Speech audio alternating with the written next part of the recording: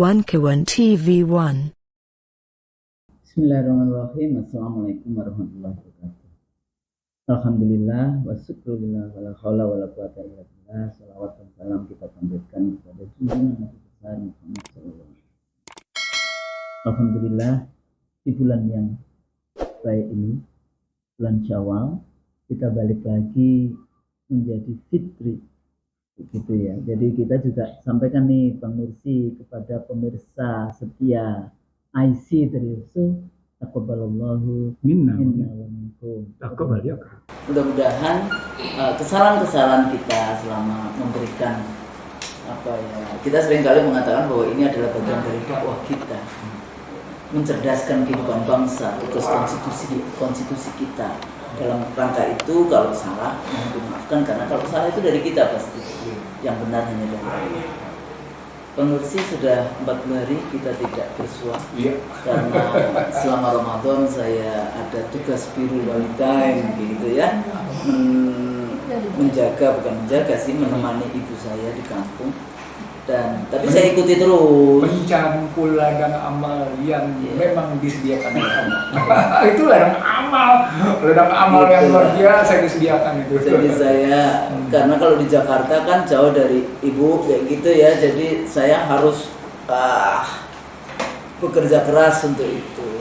Tapi mengikuti terus apa yang Bang Nursi juga sampaikan di banyak forum dalam konteks ini. Jadi para pemirsa IC Teriusu, kembali lagi kita bertemu kembali dengan program kita Two Scholars Conversation, ya, percakapan dua scholars dengan sahabat saya Dr. Ihsanuddin Nursi dan saya sendiri. Nah, isu terakhir ini yang sangat ramai. Saya sendiri di kelas bicara tentang banyak sekali lah evaluasi dari kemenangan Trump ya di dalam pemilu 2024. Jadi barengan juga dengan Indonesia pemilu 2024. Beda bulan saja. Baru kita tapi kan tetap aja Oktober di apa namanya? Iya, tetap beda bulan. Sementara dia Januari, inaugurasinya Januari 2025. Tapi seperti biasa, Trump ini kan pemain jadi dia sangat menggunakan diksi-diksi, karena dia juga banyak menggunakan Twitter ya. Jadi kalimat-kalimat pendek yang kemudian dianggapnya itu bacot. Kalau saya sih biasa saja, kita udah kenal lah karakternya Trump itu seperti apa kayak itu. Atau di dalam konteks kalau kita bicara Amerika Serikat yang banyak sekali kalau kita ikuti di dalam percakapan kita, ya balik lagi kepada dasar dari cara berpikirnya Amerika, atau dasar dari ideologi yang dikembangkan di Amerika dengan neoliberalisme di dalam konteks ekonomi ya, ekonomi politik, sebenarnya ekonomi politik yang ada. Tapi pada saat yang sama, walaupun dia ideologinya liberal, dia juga memiliki kekuatan untuk menjaga negaranya dengan national interest gitu ya, kepentingan nasional. Nah, jadi kalau kita bahas Trump dengan dulu, sebetulnya sebelum Trump kan Obama yang American First kayak gitu ya, kembali lagi di situ. Bahkan dengan sebetulnya Amerika juga terkena dampak yang luar biasa kan, dengan kasus Gaza, kasus Palestina, Israel, Ukraina dan seterusnya. Bahkan Eropa sendiri kan menganggap bahwa ini karena provokasi Amerika juga di dalam konteks itu. Nah, kalau kita lihat seperti itu dengan gerakan-gerakan masyarakat, ya dampaknya ada. Sekarang ada beberapa mahasiswa yang akan dideportasi karena terlibat di Columbia University. Ya, jadi ini juga isu-isu yang dihadapi oleh Trump di masa ini. Tapi pada saat yang sama Trump masih di dalam konteks dia tetap membela posisi Zionis. Nah, kalau kita lihat balik lagi ke trade war gitu ya, perang dagang, sebetulnya kita juga sudah banyak. Jadi teman-teman dari pemirsa IC Teriusu itu dilihat kembali, sebetulnya 3-4 tahun terakhir ini kita selalu membahas karena ideologi liberalisme dan teori-teori yang dikembangkan itu kan berangkat dari derived from American experience gitu ya. Jadi diambil di pengalaman dari Amerika kayak gitu. Nah, seringkali juga di dalam konteks kondisi theoretical perspektif kita bicara tentang liberalisme ya, posisi kalau kita suka baca Gilpin and Gilpin gitu ya, international economic relation ya, di dalam konteks itu ya.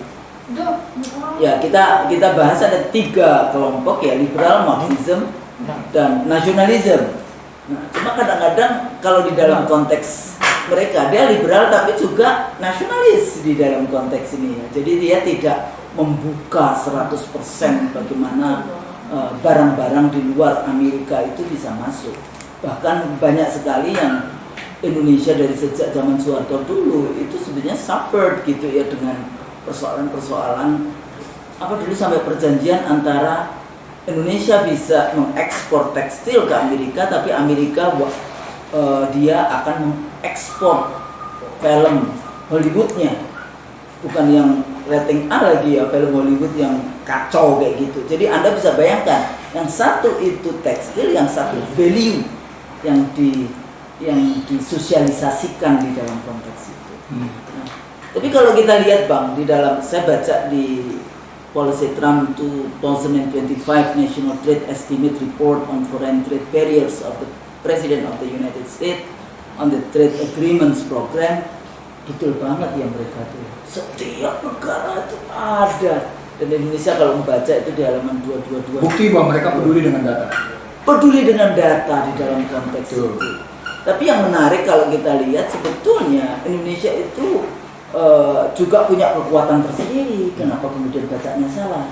Ya kita punya, tapi kita juga punya persoalan gitu ya. Misalnya dulu pedagang tempe, tahu kayak gitu karena kita tergantung kepada import kedelai dari Amerika gitu. Jadi ada isu-isu bagaimana petroleum, gas, soybeans, machinery, broadcasting, rubber, palm oil, ya bahkan sugar kayak gitu ya, refinery sugarnya itu juga menjadi persoalan-persoalan yang kita bisa bahas, bisa kita sebetulnya kita baca dengan baik. Jadi nggak perlu yang namanya panik dengan segala macam yang trade barrier dengan kenaikan apa itu namanya tarif kayak gitu dan sebagainya.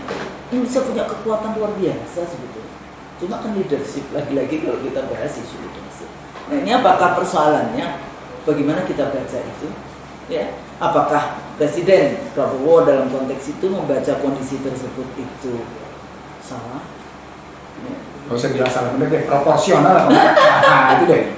Atau balance gitu ya, kayak gitu ya, iya. proporsional. Iya. Atau Sri Mulyaninya, karena dia kan sebetulnya dalam kita sering bahas gitu ya, tim ekonomi Indonesia itu tergantung kepada kekuatan yang tidak terlihat tapi sebenarnya terlihat kayak gitu ya, di dalam yang menempatkan posisinya di situ. Waktu dia jadi IMF, dia juga di World Bank, sebetulnya kan bukan take it for granted yang kayak gitu, karena itu bagian dari unholy alliances yang ada. Ya, tapi jangan diterjemahkan ya, karena terjemahnya kalau saya terjemahkan nggak enak. Apa itu persenggokolan jahat gitu ya? Persenggokolan busuk. Jahat. Jadi kalau bagaimana sebetulnya trade balance Amerika Indonesia gitu? Apa ada juga pengaruh dari masuknya Indonesia ke BRICS gitu? Bahkan Vietnam sendiri sudah melakukan negosiasi, tapi Amerika juga no negotiation.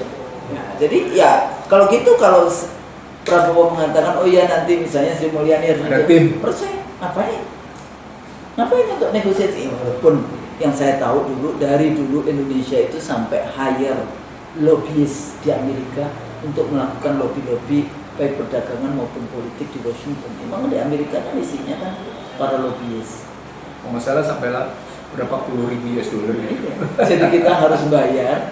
Yang menurut saya nggak penting-penting amat kayak gitu ya di dalam konteks ini. Nah, Bang, kita bahas di dalam konteks ramenya ini, walaupun sebetulnya kalau para pemirsa IC Teriso ini sering mengikuti dengan baik kajian kita, makanya IC sebetulnya nggak terlalu terkejut harus bahas ini. Kita sudah bahas 2 tahun 3 tahun yang lalu kayak gitu ya, dengan isu-isu yang seperti ini.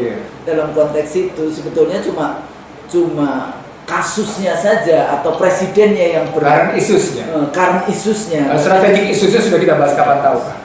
Jadi gimana Bang kalau kita lihat yang tadi saya sampaikan gitu, bagaimana kita baca? Oke. Artikel saya berjudul begini Husnul, yang alhamdulillah tersebar dan dinikmati oleh pemirsa, pembaca di Indonesia gitu ya. Judulnya sebagai tarif Trump, biaya mendominasi. Sejumlah orang bingung, kenapa tarif Trump harus menjadi biaya mendominasi? Ya, ketika Amerika mempertahankan dominasinya ada biayanya. Dan biayanya dia tidak mau ditanggung sendiri, dibebankan ke orang lain, dibebankan ke negara lain. Itu cara dia dari dulu gitu. Makanya Menteri Luar Negerinya disebut Secretary of State. Halo. Dan Kementerian Luar Negerinya disebut State Department. State Department. Ini bagian dari your state. Gitu cara berpikirnya. Berpikir. Jadi ketika saya menulis tarif Trump dan biaya mendominasi, sebenarnya saya tadinya mau menulis mulai dari Marshall Plan. Marshall Plan kan isinya 2, relokasi industri, ya kan, dan sekaligus melakukan apa yang disebut dengan dolarisasi dunia. Kan menggunakan dolar. Ada di pasar menggunakan dolar Amerika sebagai bentuk kompensasi atas perang kan, bantuan perang, ya kan, perang dunia kedua. Tapi Anda juga menerima relokasi industri dari Amerika. Dari sana kemudian Amerika secara bertahap mengurangi industri manufakturnya, menggeser ke industri high tech. Gitu melihatnya. Iya, mulai masuknya di situ. Nah, kalau saya mulai dari situ panjang memang, karena kita akan mengurai siapa-siapa negara yang menerima relokasi industri, siapa-siapa negara yang menerima Marshall Plan itu. Makanya saya pangkas sejak yang namanya bagaimana Washington Consensus terjadi. Kalau kita mulai dari Washington Consensus terjadi, sesungguhnya dia bermula dari keinginan Amerika mengubah Bretton Woods sebagai kredo global. Kredo global setelah Perang Dunia Pertama kan Bretton Woods. Maka kredo keduanya adalah tadi Washington Consensus, setelah namanya dia memunculkan kebijakan satu yang disebut dengan Nixon Shock gitu ya. Lalu berikutnya dia mengeluarkan kebijakan Paris Accord. Nah, Nixon Shock adalah merespon bagaimana Amerika terkena embargo oil gitu, yang kemudian disebut oleh Paul Omerod sebagai kematian ilmu ekonomi Amerika menghadapi situasi itu. Lalu Plaza Accord sebagai bagian dari cerita menentukan bagaimana memainkan perang nilai tukar hubungannya dengan suku bunga dan inflasi. Nah, dilanjutkan dengan posisi yang negatif terus-menerus oleh Amerika. Itu dengan Washington Consensus di bawah Ronald Reagan sama Thatcher. Jadi saya mulai dari situ. Dunia dipaksa untuk menerima kajian baru dari cara berpikirnya Amerika dengan istilah neoliberal. yakni sesungguhnya istilahnya neo-Keynesian gitu. Neo-Keynesian. Apa itu neo-Keynesian? Negara harus betul-betul mengurangi campur tangannya terhadap pasar. Negara harus melepas segala sesuatu pada pasar, dan peran negara hanya membuat regulasi. Negara tidak boleh berkecimpung dalam kegiatan ekonomi, dan biarkan saja dalam jangka panjang memang toh dalam cara berpikirnya Keynesian, in the long term we all dead. Yang pertama, yang kedua, don't talk about the moral in a free market. Gitu. Yang pernah bicara soal moral. Nah, dari situlah seluruh dunia mengadopsi dan mengadaptasi Washington Consensus yang kita kenal sebagai neoliberal, yang dalam abad 21 kita menyebutnya sebagai ultra neoliberal. Kenapa? Karena Amerika terus-menerus memaksakan model-model apa yang disebut oleh Jacob Bush sebagai war on terror. Gitu. Yang sebenarnya bicaranya soal perang ekonomi karena penguasaan sumber daya, kata kuncinya.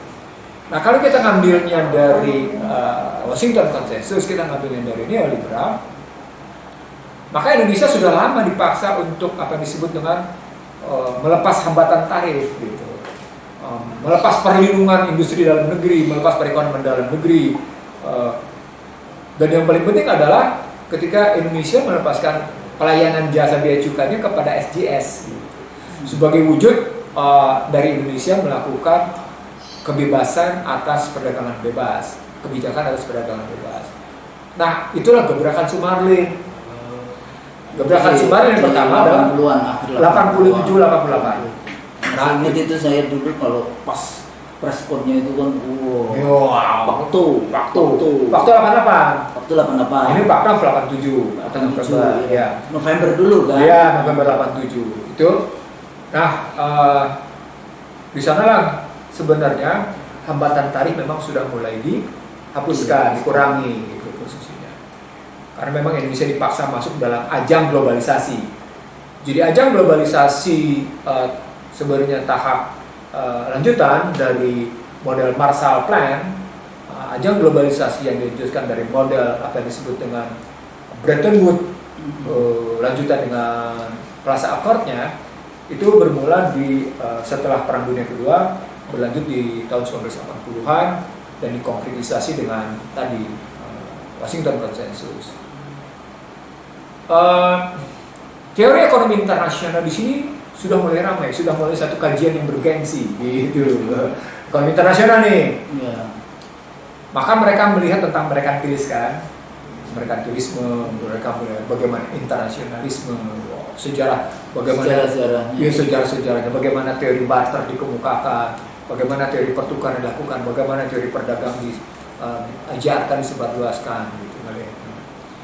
Nah, ketika Indonesia melakukan liberalisasi di sektor keuangan perbankan, Indonesia menerapkannya dengan Faktor 88.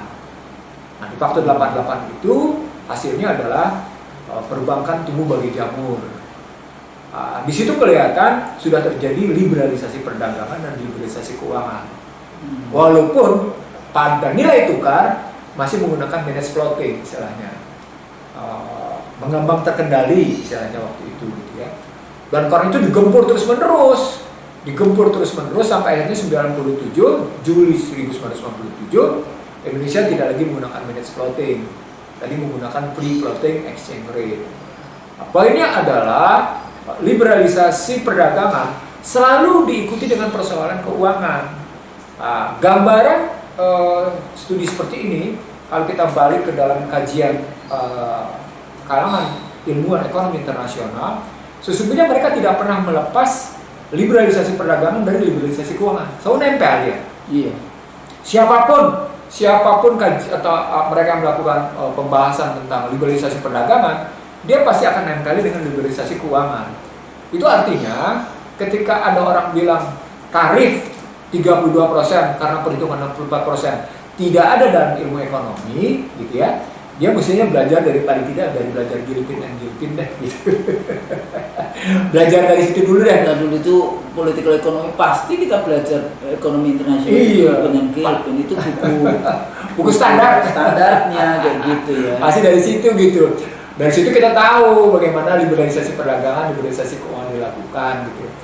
Nah, apalagi bicaranya di depan para ekonom ternama gitu ya di Indonesia, yang saya bilang betapa enaknya telah digampar oleh Donald Trump lewat hambatan tarif.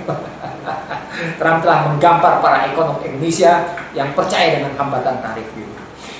Yang percaya dengan non-tariff barrier, yang percaya non-tariff barrier, NTB istilahnya. Nah, dari cerita keyakinan akan non-tariff barrier akan menyejahterakan, sesungguhnya muncul teorinya Krugman, Husnul. Husnul sudah bicara, kalau kita bicara tentang ekspor impor, maka selalu terjadi di dalamnya 4 hal. Yang pertama, terdapat asymmetric information tentang struktur biaya dan harga. Sudah kan? Ada informasi yang asimetri tentang harga yang sesungguhnya di negara pengekspor dan kemudian punya dampak pada harga negara pengimpor. Selalu terjadi. Nah ini juga bagian dari kajian Joseph Stiglitz. Tapi kemudian Krugman memperdalamnya akibat dari situasi asymmetric information pada negara pengimpor dan negara pengekspor, maka dampaknya adalah gitu ya. Ada transaksi-transaksi yang dianggap layak, ada transaksi-transaksi yang dianggap tidak layak. Apa buktinya? Bahwa dalam setiap transaksi internasional selalu ada international fee, ada transaction fee. Yang bagi Indonesia itu dianggap korupsi. Bagi negara lain itu tidak korupsi. Itu di situ kelihatan masalah di situ. Jadi transaction fee dalam internasional itu negara-negara yang 10%. Ya bisa bergerak 2,5 sampai 50, tergantung negosiasi transaction fee berapa. Jadi ada dianggap sebagai korupsi di negara. Misalnya kalau kita menggunakan paham multilateral, transaction fee dalam transaksi utang yang besarnya 0,5% atau 0,51% itu bagian dari keberhasilan pekerjaan. Itu transaction fee, debt fee gitu.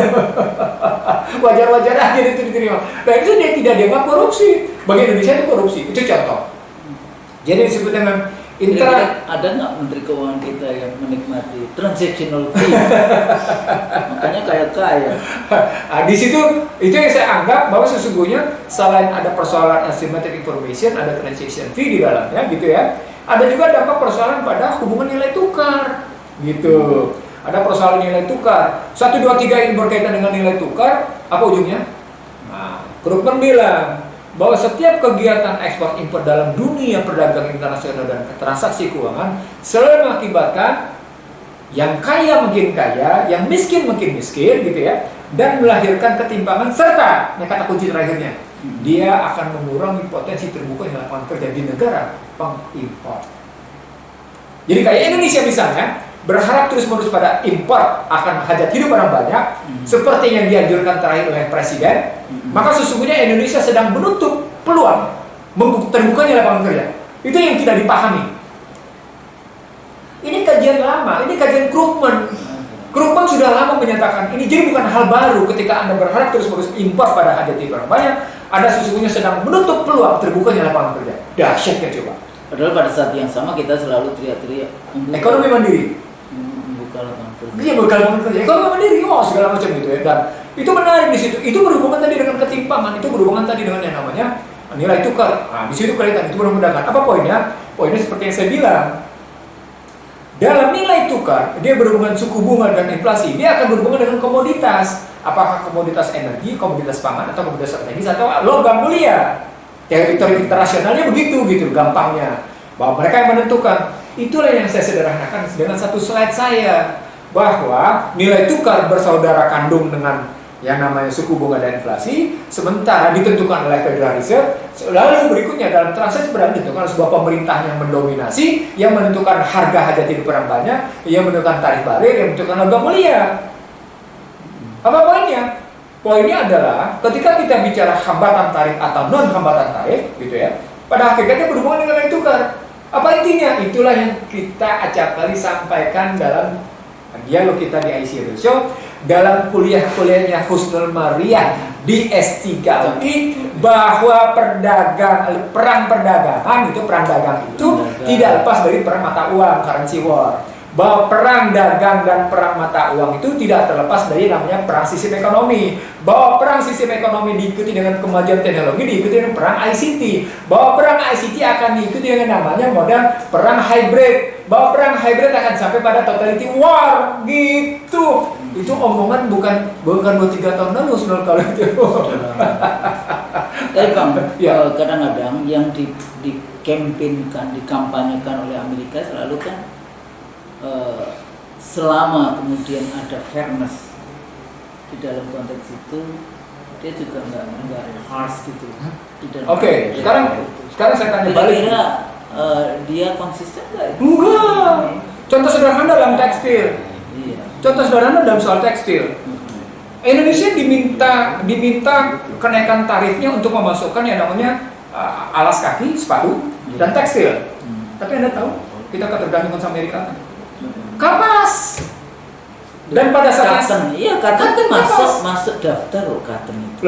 Kapas itu yang terbaik di dunia cuma 2. Kapas dari Mesir, kapas dari Amerika. Bukan Australia. No. Nah, Indonesia sudah lama berkeinginan raw cotton. Iya, rokatan itu kapas memang itu kapasnya halus, panjang seratnya Husnul. Jadi kelebihan dari Mesir dan dari Amerika kapasnya halus. Saya kebetulan kan teknik industrinya teknik industri tekstil Husnul. Oh, gitu. jadi saya ngerti bukan ngerti sepotong, apalagi saya kemudian penasehat ahli tekstil di Indonesia gitu ya. Nah, Indonesia sudah lama ingin mengganti itu, pemerintahnya tidak punya political will secara benar. Nah, itu saja disebabkan oleh namanya ekonomi politik internasional yang dimainkan oleh Amerika terhadap Indonesia, sehingga Indonesia impoten menyediakan sendiri serat-serat tekstil yang berkualitas. Padahal kita punya pohon cotton itu kapas, rayon, kita bisa punya rayon, punya rami, punya macam-macam Musdun. randu itu apa hasilnya? Luar biasa. Jadi kalau dalam riset pada saat yang sama juga kita punya yang halus, yang ulat sutra, kita punya, semuanya punya itu. Jadi kalau mau dibalik lagi dalam yang namanya persoalan industri tekstil, saya harus bilang sama pemirsa IC dari show, Indonesia sesungguhnya punya potensi kekayaan untuk soal-soal hajat hidup orang banyak yang amat sangat luar biasa. Political will-nya yang tidak ada. Nah itu kan yang kemudian ada isu di Semarang yang pabrik tekstil ditutup atau Sritex ya? Itu Sritex di Solo. Bisa juga yang demonstrasi terus kemudian. Oh, itu ada lagi yang demonstrasi itu karena persoalan memang ada motif-motif tertentu si perusahaan itu saat itu. Kalau yang pasti saya ingin mengatakan, kalau khususnya menarik lagi dari posisi langsung di perusahaan itu diproduksi. Saya baru bicara di hulu, di sumber daya. Jadi kalau perspektif sumber daya kita bisa didikte, maka sesungguhnya kita terdikte. Kalau terdikte di sumber daya, maka Anda akan terdikte di mana coba? Di nilai tukar. Jadi itu akan sangat berhubungan karena semuanya kan ya trade kan pasti dengan transaksi uangnya. Apa poinnya? Karena kita membutuhkan dolar. Begitu juga ketika kita tergantung pada energi, begitu juga kita tergantung pada beras dan gula. Itu artinya kita membutuhkan mata uang asing untuk membeli. Palm oil juga masuk di dalam. Iya, kalau palm oil kita dalam rangka mengekspor. Ini maksudnya dalam rangka impor. Ya. Dalam rangka impor. Jadi soybean. Jadi kalau kita berpikirnya ekspor impornya secara benar gitu ya, mestinya kita juga tahu bahwa substitusi bahasa GRA substitusi impornya harusnya dipikirkan dengan baik oleh pemerintah di daerah nggak pernah ada kebijakan substitusi impor yang dipikirkan itu menjadi kekuatan bangsa ini. Pembuktiannya apa secara kering? Deindustrialisasi terjadi sejak era SBY hingga hari ini. Satu. Yang kedua, menurunnya kontribusi sektor tekstil terhadap komposisi ekspor. Bahkan batik pun kita kemudian sekarang Cina. Yang itu langsung aplikasi. Paling tidak yang data menunjukkan bahwa tekstil dan produk tekstil tidak lagi punya kedudukan kedua, tapi punya kedudukan ketiga dan keempat dalam komposisi ekspor. Coba. Padahal di era Orde Baru dia selalu kedua posisinya tekstil. Apa poinnya? Pemerintah juga punya kepedulian di situ. Padahal itu bagian dari hajat hidup banyak. Atau sebetulnya mereka menghitung karena apa? Biasanya kan growth-nya. Mereka kan selalu berpikir growth. Di situ yang dikritik habis-habisan oleh Om Melon.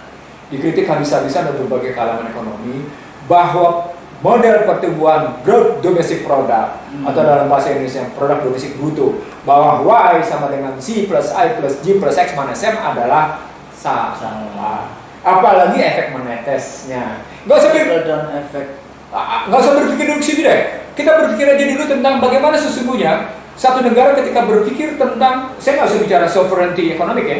Saya bicara tentang resilience saja dulu. Resilience saja dulu. Resilience itu artinya punya kemandirian di situ.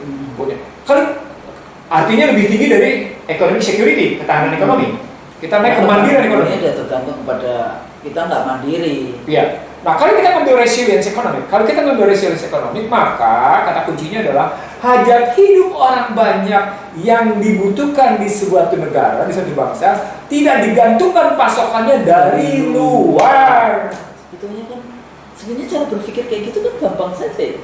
Loh, itu yang dipikirkan oleh Soekarno, Hatta, Harun Yunus, dan para pendiri Republik. Kenapa begitu susahnya? Loh, karena Anda menganut neoliberal, karena menganut yang namanya cara berpikir. Karena berpikir dengan menganut itu akan mensejahterakan. Betul. Padahal di Amerika saja udah stadium 4 kankernya model liberal itu. Nah, itu yang disebut gagal. Nah, itu karena mereka menganggap begini. Yang penting kan kita punya pendapatan dengan baik. Jadi disebut dengan revenue oriented. Yang pidatonya nggak tahu Sri Mulyani di kampus mana, saya belum mendengarkan dari detail dari awal. Dia selalu membahas itu bahwa kita itu baik angkanya. Cuma kadang-kadang dia juga mengatakan bahwa karena kita itu membahasnya tidak dalam konteks. Maksudnya konteks yang mana? Kalau kita baca, ini kan kita sedang membaca nih kondisi ekonomi politik kita dengan kebijakan Amerika tentang trade barrier, dengan kebijakan Amerika tentang itu, apalagi Indonesia kemudian mengambil posisi masuk BRICS gitu. Nah, lagi-lagi karena mereka mengikuti cara berpikir Amerika sendiri juga, liberalisme. Begini, saya mengikuti kan arti Anda berkiblat. Anda berkiblat ke politik Amerika. Mari sekarang kita berkiblat pada konstitusi. Makanya pertanyaan saya berikutnya lagi, terus di mana sebetulnya posisi ideologi ekonomi Pancasila? Ekonomi kerakyatan, ekonomi konstitusi. Dalam konteks itu. Oke, sekarang gini, kalau pertanyaan begitu, maka apakah Anda berkiblat pada sistem model paradigma ekonomi Amerika hasilnya memang membahagiakan, menyejahterakan, menyampaikan, menenteramkan? Enggak. Membuat berantakan, iya. 60 sekian tahun terbukti bahwa model ekonomi yang Anda ambil, model ekonomi yang menjadi panduan dalam kebijakan Anda, model ekonomi yang menjadi kiblat Amerika sebagai kiblat ekonomi, telah melahirkan situasi Indonesia seperti sekarang. Kenapa? Karena kita ngambil 3 ukuran. Jadi kalau bilang ukuran yang maksud tadi pertanyakan tadi, kita ngambil 3 ukuran. Ukuran pertama social capital, yang akan melahirkan political capital. Social capital yang akan melahirkan political capital akan melahirkan yang disebut dengan economical capital. Nah, gitu strukturnya. Strukturnya jelas sekali. Kenapa strukturnya kayak gini? Karena pasar uang berhubungan dengan pasar barang, berhubungan dengan pasar tenaga kerja. Pasar adalah market based approach berhubungan dengan industrialist based approach. Industrial based approach berhubungan dengan yang namanya sumber daya resources based approach. Jadi resources based approach itu berhubungan dengan industrial based approach berhubungan dengan market based approach. Jadi basis pendekatan pasar berhubungan dengan basis pendekatan industri berhubungan dengan basis pendekatan sumber daya. Itu ditarik dalam cara berpikir bukan sekedar pada struktural fungsional, tapi pada struktural fundamental. Apa bedanya? Bedanya, Anda tidak akan bicara tentang economic security, ketahanan ekonomi. Anda tidak hanya bicara namanya economic resilience, kemudian ekonomi. Anda akan tarik sampai dengan posisi yang disebut dengan economic sovereignty. Itulah perintah yang namanya konstitusi. Jadi di satu sisi Amerika menggunakan fundamentalnya liberal, tapi dia juga taat pada konstitusi mereka. Itu makanya ketika Trump menerapkan kebijakan imigrasi seperti itu, Trump mengutamakan yang namanya memotong biaya bagi Harvard, bagi Columbia. Kalau Pennsylvania, karena Pennsylvania mendukung LGBTQ, Trump jadi marah. Tapi terhadap Columbia, terhadap Harvard, ini karena kasus soal kebebasan berserikat, kebebasan berkumpul, kebebasan berbicara, ya kan di problemnya, sehingga Harvard dikurangi sampai ratusan miliar. Begitu juga Columbia dikurangi karena persoalan dari si Mahmud Talil yang memprotes tentang sikap Trump kayak gitu ya. Nah, kali dia kayak gini muncul persoalan pokoknya bahwa sesungguhnya Trump dengan kebijakan imigrasinya, Trump dengan kebijakan yang penting di sini tarifnya, dan pada saat yang sama Trump dengan kebijakan efisiensinya sesungguhnya mengarah kepada siapa? Mengarah pada kepentingan siapa? Trump bilang memang dalam jangka pendek menyakitkan, tapi dalam jangka menengah kita sedang mengembalikan bahwa kita adalah mengembalikan kekayaan kita. Karena itu dia bukan istilah kita harus berhenti diperkosa oleh negara lain. Kan dahsyat itu kalimatnya. Harus berhenti diperkosa. Jadi, mereka telah memperkosa negara kita. Dari perspektif Amerika ini sama juga dengan model yang komunis Jinping itu. Dari perspektifnya mereka ya baik-baik saja, tapi kalau kita kan yang dipeluk-peluk lumpur, kalau yang punya bahasanya. Kita kan yang dibodohi dengan itu, gitu ya. Kebawa dengan mereka, misalnya perjanjian perdagangan investasi kita di Cina. Tadi kalau kita bicara tentang barang, uang, pasar tenaga kerja, kayak gitu kan.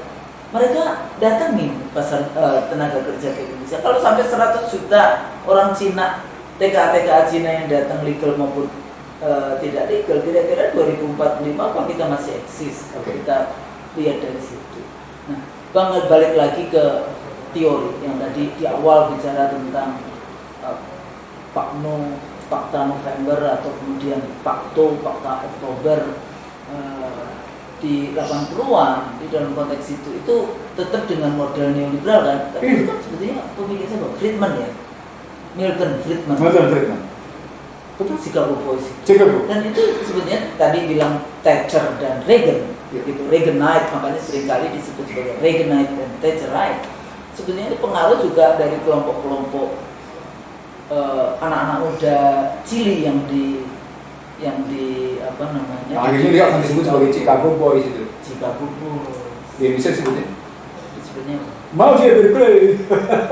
Oh iya, karena kita di Berkeley. Bukan hanya di Berkeley sebenarnya, beberapa universitas. Tapi ada sebutan, kalau di Chile disebutnya Chicago Boys, kalau di Indonesia disebutnya Mafia Berkeley. Tapi kalau yang 80-an itu sebetulnya tidak hanya kepada Chile dan kepada dunia, karena itu privatization, decentralization, mengurangi peran negara di dalam konteks itu termasuk Argentina, Cekoslowakia, semuanya terkena itu. Amerika Latin adalah contoh paling, kalau pakai kajian saya, Amerika Latin adalah contoh negara-negara pertama yang menjadi korban ekonomi politik Amerika. Tapi sebetulnya kalau dilihat dari Brazil gitu, bertahan. Yang menarik Afrika Selatan sekarang bertahan. Afrika Selatan. Negara yang kayak gitu dia balas gitu posisinya. Itu apa artinya? Artinya di sini ketemu saya mau bilang cerita tentang bagaimana economic sovereignty. Sesungguhnya cerita tentang tidak melulu kita hanya bisa bicara dengan pendekatan struktural fungsional yang cerminannya pada angka-angka, tanpa menariknya ke dalam struktural fundamental yang diperintahkan oleh nilai-nilai berdasarkan konstitusi.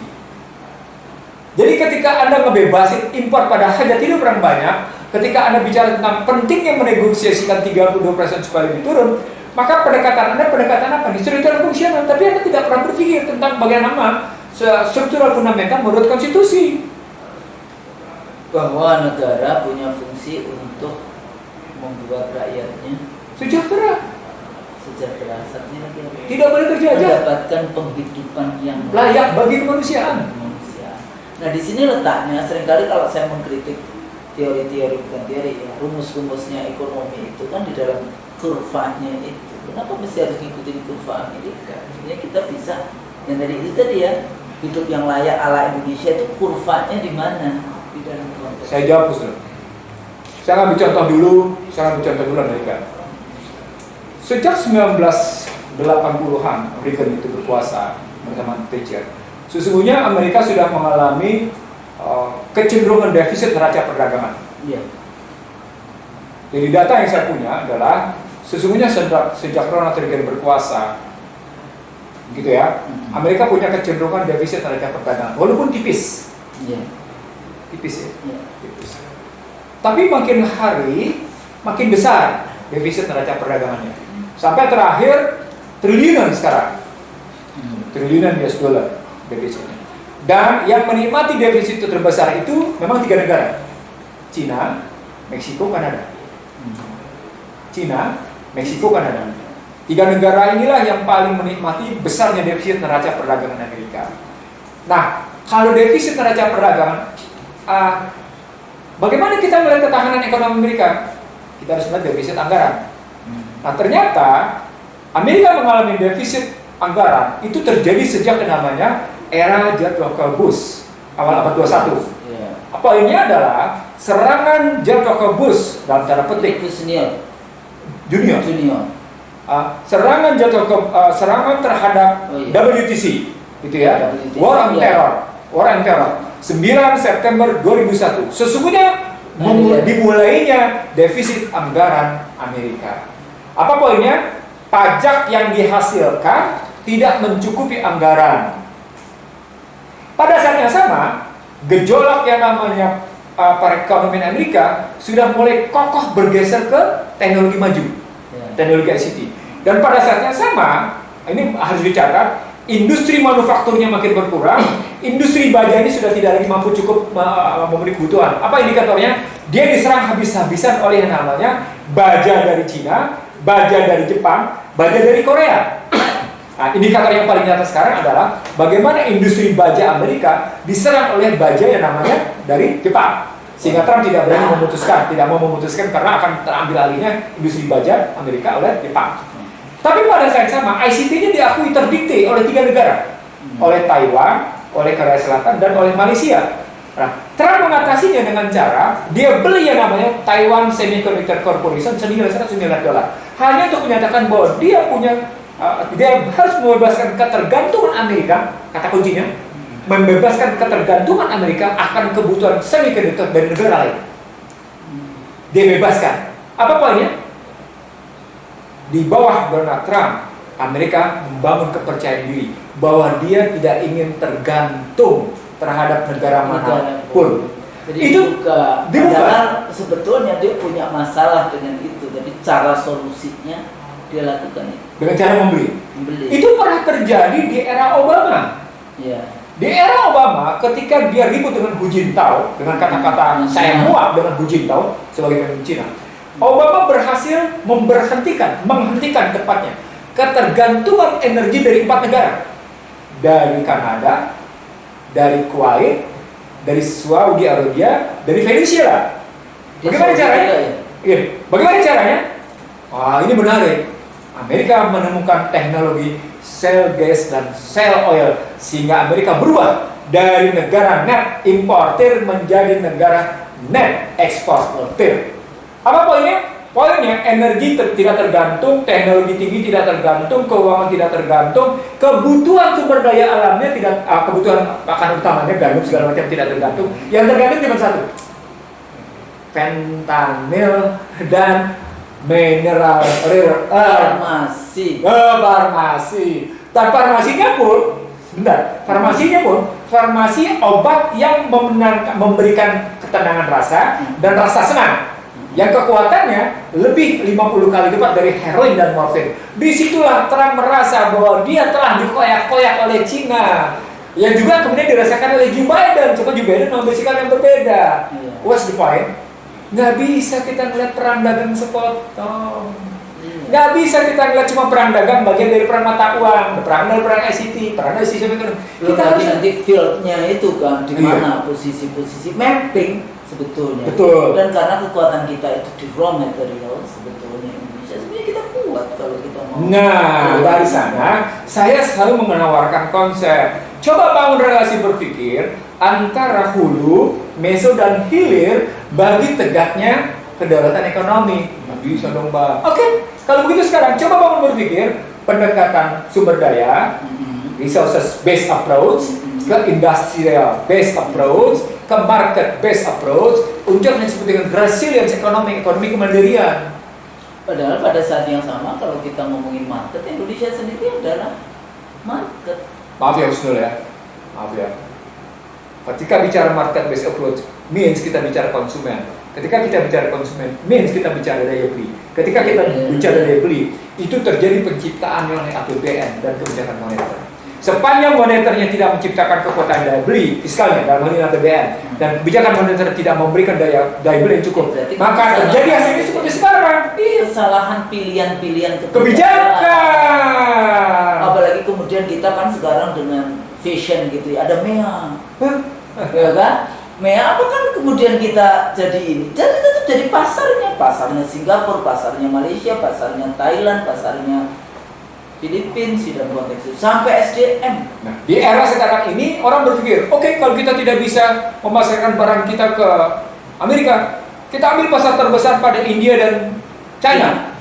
Mikir dulu yang benar. Kita aja menjadi mikir dulu yang benar, jangan sembarangan. Kok berpikir competing dengan alternatif pasar kayak gitu? Begini loh cara berpikirnya. Yang namanya persaingan itu adalah pertandingan. Yang namanya pertandingan adalah pada hakikatnya peperangan. Ketika struktur ekonomi satu bangsa dibebani oleh political distrust. Balik lagi nih. Dibebani political distrust. Di social distrust. Maka economical cost Anda pasti tinggi. Apalagi, jadi bahasanya sebenarnya cuma satu, Bang. Iya. Anda berkuasa jujur atau tidak? Iya, kalau baliknya Dapat gitu ya. kekuasaannya jujur atau tidak? Kalau Anda dapat kekuasaan yang jujur, Anda bisa melakukan itu semua. Ya enggak? Karena Anda sudah membangun yang namanya trust kepada society, sehingga dia kadang-kadang mengajak rakyatnya gerakan untuk kencangkan pinggang, rakyat akan ikut. Saya di sini ingin menceritakan teori yang dibangun oleh berbagai kalangan, entah dari barat, entah itu dari timur. Tapi saya ingin menceritakan pemikiran teori yang dibangun oleh Islam. Ya. Harus saya jelaskan sih, Mas. Harus. Ya. Memang itu larinya sebetulnya. Ketika Rasulullah hijrah, maka yang dibangun pertama kali oleh Rasulullah adalah modal sosial. Apa wujudnya? Pertemuan Ansor dan Muhajirin. Itu modal sosial. Ketika pertemuan Muhajirin Ansor menghasilkan modal sosial, maka Rasulullah membentuk modal politik. Apa indikatornya? Terbangunnya masjid dan berdirinya pasar. Suatu pasar tidak pernah akan bisa terbangun tanpa kedaulatan, tanpa kekuasaan. Dimanapun dia, apakah itu pasar pinggir jalan di Jakarta aja deh, di Pulau Jawa aja, nggak mungkin ada pasar tumpah, tidak mungkin ada pasar luber, tidak mungkin ada pasar sampai ke jalanan tanpa ada yang namanya penguasa yang membenarkan. Entah itu penguasa formal atau penguasa informal. Sama aja, ada kedaulatan di situ, Ya kan? Artinya modal sosial telah bergeser menjadi modal politik, dan modal politik ini terindikasi oleh dua, berdirinya masjid dan berdirinya pasar. Setelah kenapa berdiri pasar, maka muncul yang disebut dengan modal ekonomi. Apa indikatornya? Utsman bin Affan diizinkan membeli air, menyewa air dari Yahudi. Maka dapat Rasulullah 3. Ada modal sosial dulu, ada modal politik dulu, ada modal ekonomi.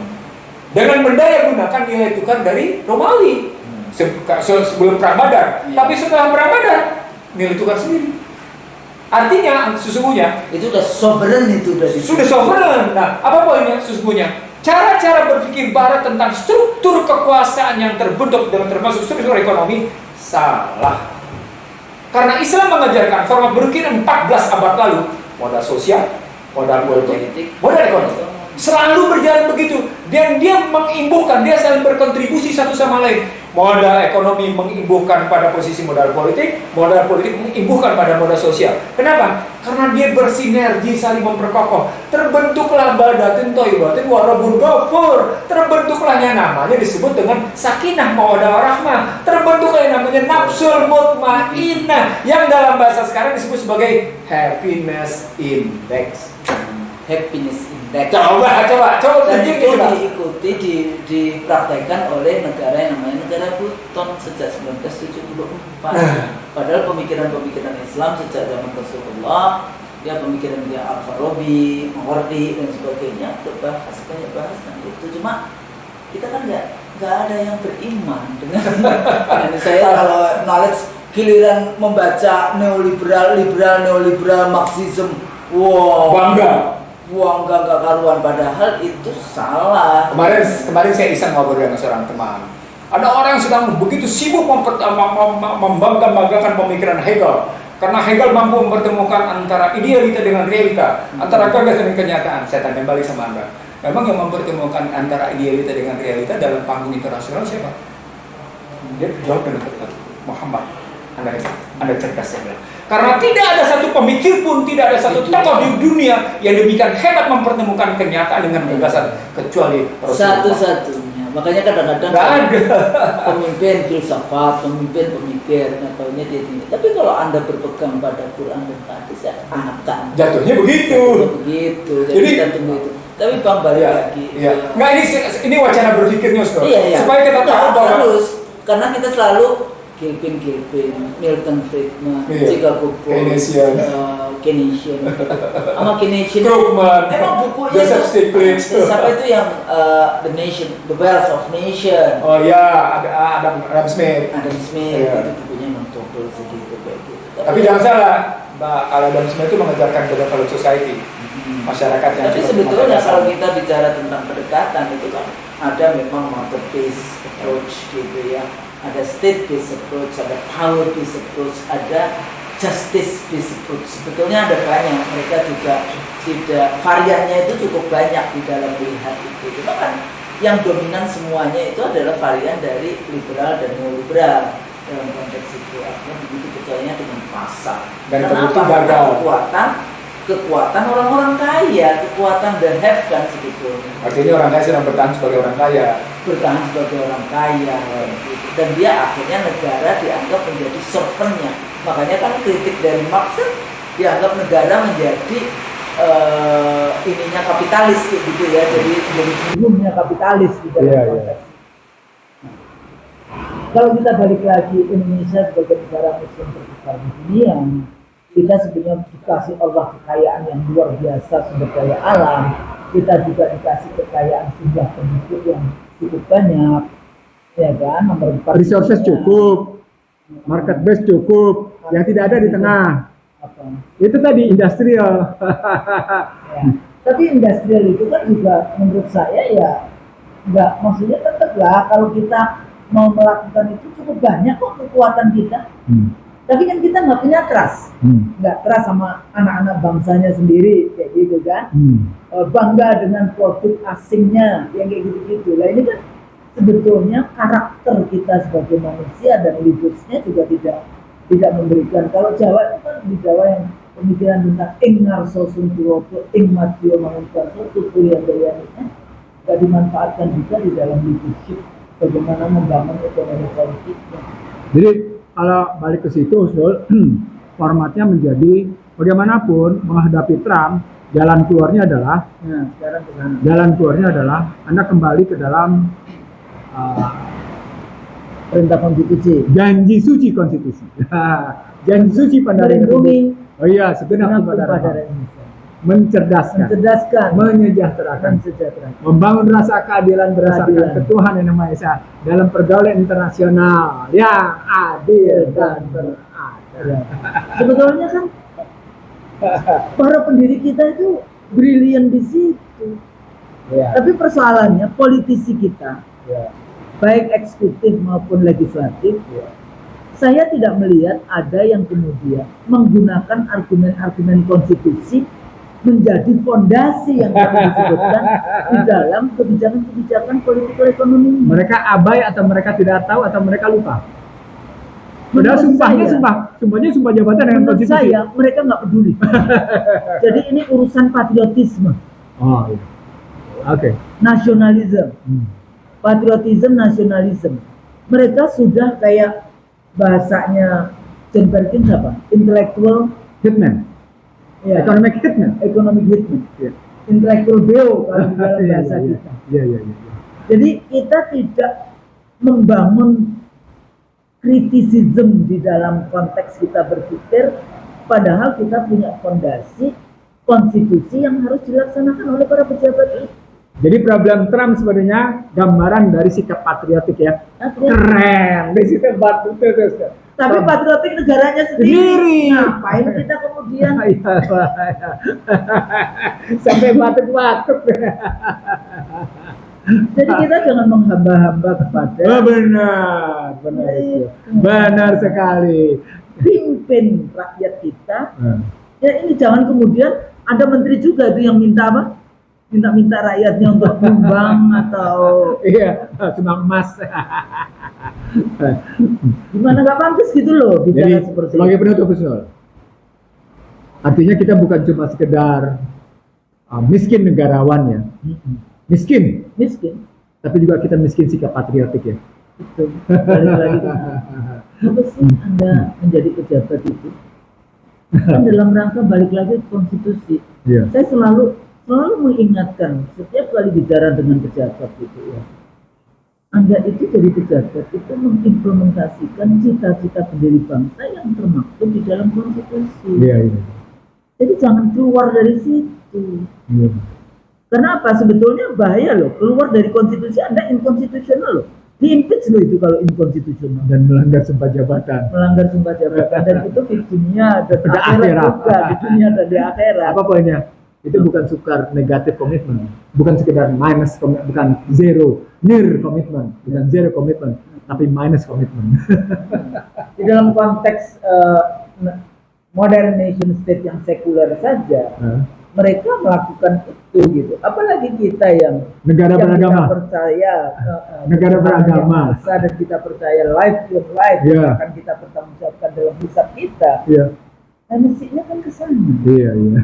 Ya, Anda kaya apapun kan untuk apa kalau jabatan Anda tidak. Nah, sebetulnya Bang, jangan nanti dibilang oh IC ini terlalu nyinyir, terlalu negatif gitu. Coba kita kasih clue kayak gitu ya. Apa sih yang harus dilakukan oleh PS? Tidak harus detail, maksudnya clue-nya. Kembali ke ekonomi konstitusi. Itu pasti. Pelajari apa yang kakeknya dan Ya. bapaknya dulu. Lalu bahasa Tapi sederhana. bapaknya juga masuk ke mafia Berkeley. Tapi paling tidak kembali ke dalam format berpikir ekonomi konstitusi secara prosedural benar, prosedural legal, konstitusional, proporsional. Tadi saya mau ngajak Kusnul ngebedah sikap Trump dalam 7P yang ujung terakhirnya adalah patriotik. Yang pertama prosedural legalnya benar, prosedur. Lalu sikap proporsional, lalu sikap proporsional, gitu ya. Lalu sikap prudensial, lalu sikap public domain, lalu soal public benefit, lalu soal people benefit, ujungnya adalah patriotik bangsa.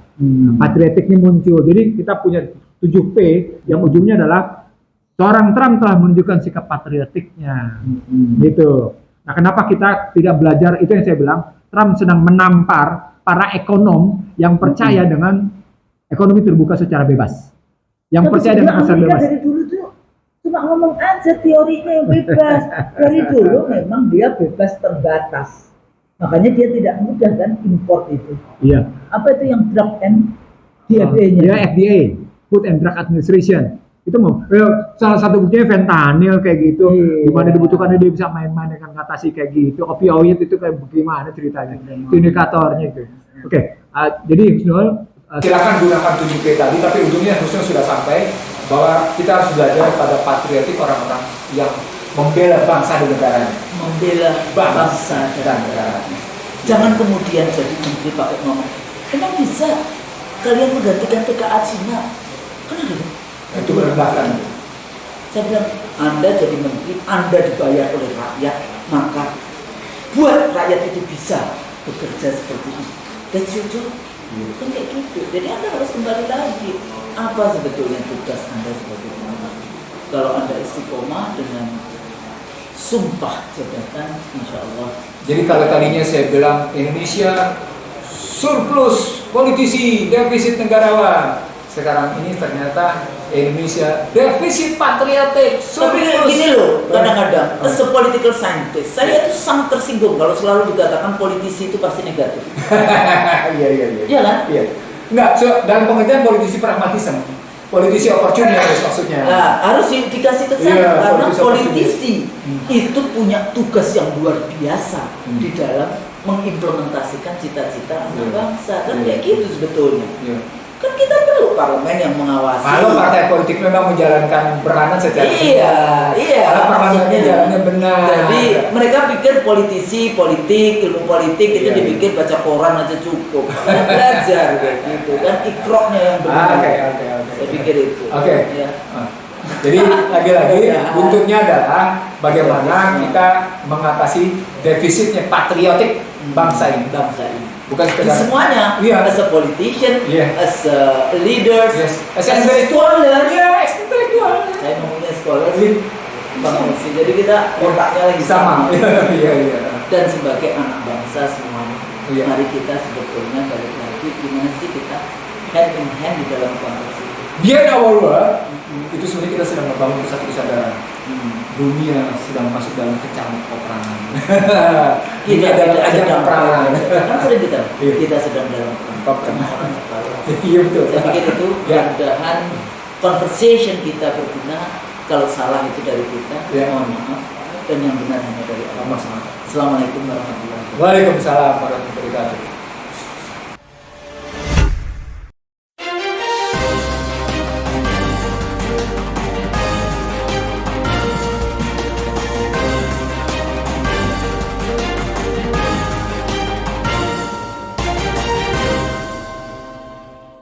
One K1 TV1.